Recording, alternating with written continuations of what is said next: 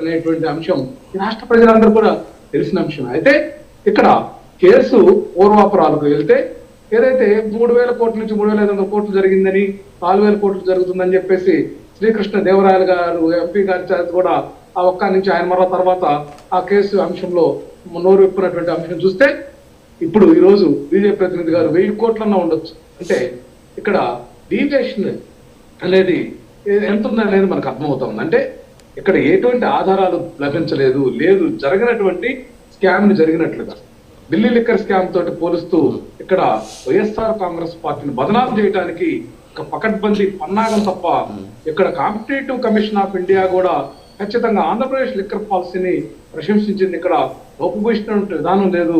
ఖచ్చితంగా ఆదాయ వనరులు, ఆదాయ మార్గాలు కూడా రాష్ట్రానికి ఏదైతే అత్యంత ఎక్కువ మద్యం సీసాలు అమ్ముడు పోయినటువంటి పరిస్థితుల్లో వచ్చినటువంటి లాభం కంటే కూడా రాష్ట్ర ఖజానాకి అధిక ఆదాయం చేకూర్చినటువంటి ప్రభుత్వం వైఎస్ఆర్ కాంగ్రెస్ పార్టీ ప్రభుత్వం.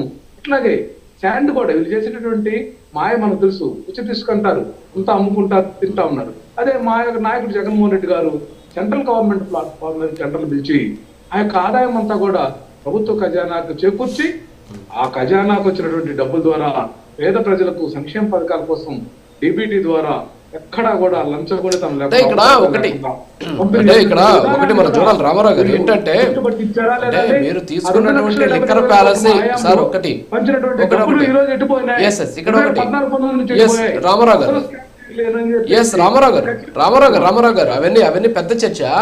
2014 నుంచి 19 వరకు ఏం జరిగింది, ఏ కంపెనీలకు అనుమతులు ఇచ్చారు, ఇది కూడా పెద్ద సమస్య, పెద్ద చర్చ అది. సో మీరు ఏంటంటున్నారంటే మా పాలసీ చాలా అద్భుతమైనటువంటి పాలసీ అని చెప్పేసి ఈ కేంద్ర ప్రభుత్వ సంస్థలు కూడా కొనియాడాయి. అద్భుతమైన పాలసీ, దాంట్లో నో డౌట్ అట్ ఆల్. ఎందుకంటే చాలా అద్భుతమైనటువంటి పాలసీని మీరు తీసుకొచ్చారు, నేను కూడా అప్రిషియేట్ చేస్తా. కాకపోతే ఆ పాలసీలో ఉన్నటువంటి కొన్ని లోపభూయిష్టమైనటువంటి విధానాలను వాడుకొని, అంటే పైకి మాత్రం అదేదంటాం కదా షుగర్ కోటేసి లోపలేదు మేడిపండు చందంలాగా తయారు చేసి అనే దానికి నేను కూడా అంగీకరిస్తాను దానికి. ఎందుకంటే మీరు డిస్టరీస్ ఉన్నాయండి, మరి డిస్టరీస్ అన్ని కూడా చంద్రబాబు నాయుడు హయాంలో ఇచ్చినటువంటి అప్పుడు ఇచ్చినటువంటి అనుమతులు అంటారు, కంపెనీలకు కూడా అప్పుడు ఇచ్చినటువంటి అనుమతులు అంటారు. మరి ఆ డిస్టరీస్ ఎవరి చేతిలోకి వచ్చాయి?